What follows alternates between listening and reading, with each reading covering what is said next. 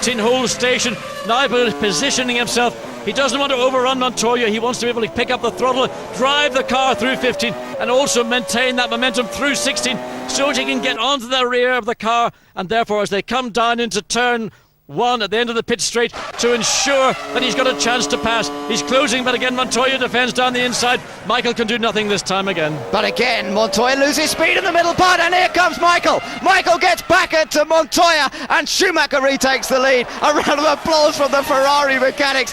But these two guys are really racing. This is what motor racing's about, wheel to wheel, giving each other just enough room, making tiny mistakes, trying to take advantage, and Schumacher and Montoya, this is what it's all about. Well, that is total brilliance from Michael Schumacher. He knew that he forced Montoya into turn 1 to brake late, to not then have the ideal entry to the corner. He's probably off the throttle too long.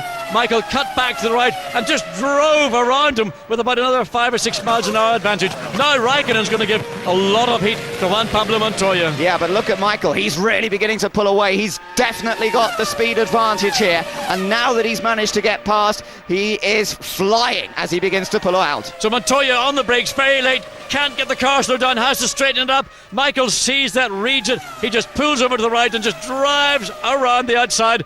Thank you, Juan Pablo. I thought you were smarter than you are. Well, that was fantastic, but you can't say that... Schumacher's looking over at Montoya. He's watching him. I bet you he's laughing his head off on that helmet. I bet he is indeed, but he didn't... Neither of them... Pits are getting ready to bring somebody in. Is it Michael Schumacher? I guess it's more likely to be Schumacher than Barrichello, because Barrichello is all by himself, but it may well be the Brazilian. Barrichello is in the pits. He's out of that picture. Look, he should be in the back of that shot we just saw. So Barrichello will be coming into the pit lane, and look at the toe that Michael Schumacher's got this side. Yes. Coulthard goes to cover the line. Schumacher goes down the outside, and they just about touch. And once again, oh, they're so close. Yes! Fantastic, and the crowd has gone berserk. They might well be Italians rather than Americans. They appreciated that. They love to see a fight, and my gosh, they got one. Now, I bet Coulthard will move over and let Hakkinen through. Yes, that's exactly what he's done. He's done his job as best he could, knowing that he's under investigation.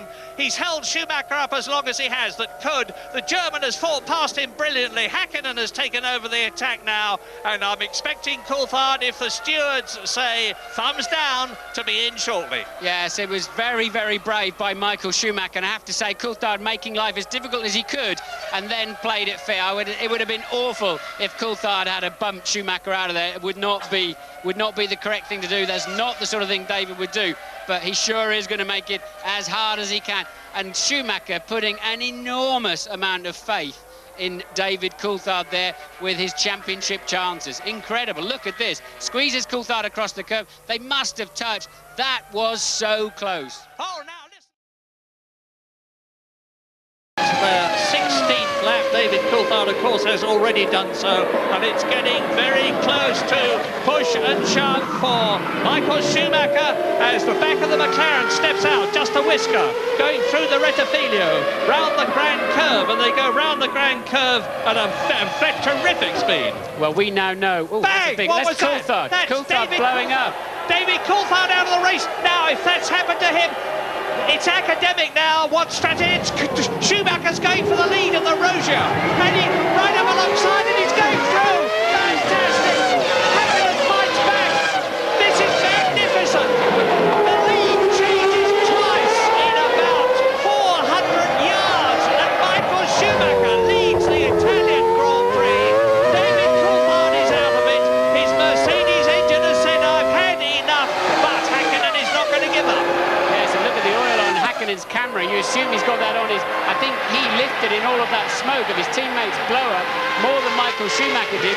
Took his eye off the ball slightly, gave Hakkinen a run out, and he suddenly realised that into the second chicane, tried to defend the line, went wide, and Michael said, "Thank you very much, I'll have plenty of that." And look at Eddie Irvine in the background as well, and just to add to the agony. And just listen, when they go past, listen to the Tifosi. There they are. They won't know. And there is David Coulthard trying to look inside. He's going to take the steering wheel off the car. And there is the Ferrari pit. And Michael Schumacher, for the first time, leads across the line. The scarlet flags wave. The are overjoyed. Michael Schumacher leads for Ferrari in Italy.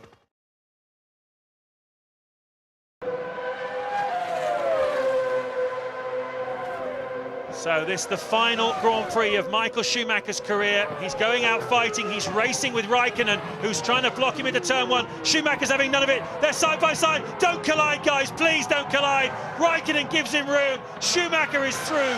The crowd go bananas. And that says everything you need to know about Michael Schumacher's spirit. Raikkonen gave him just about the width of a Ferrari and he decided to take it. Super brave stuff there from Michael Schumacher. Raikkonen thought he got that one covered off and was getting ready to take the corner. And Michael has said, okay, I've still got enough space. And there's so much grip down there on the inside of turn one, always has been. Michael knows that as well as anybody. And Kimi released him a little bit too early, realised he'd made the mistake, tried to squeeze him back one more time, but Schumacher takes the position. They're now 5.5 seconds adrift. Now we're with Michael Schumacher. This is lap 65. 2 laps to go at the end of this one. And Schumacher. Yes! Michael Schumacher takes the lead in the Grand Prix of Europe, and the Benetton team go berserk with delight. Now I think he will pull away from Jean Alesi, who will feel deflated, bitterly disappointed and enormously impressed. The psychological pressure, I think, will get to the Ferrari driver. Indeed, it has done so already. And Michael Schumacher has got this lap and the next one to go between himself and the checkered flag for a glorious 7th win this year.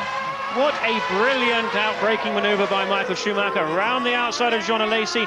Both those cars teetering on the absolute limit as they brake from 185 miles an hour right down to 50 miles an hour for that chicane.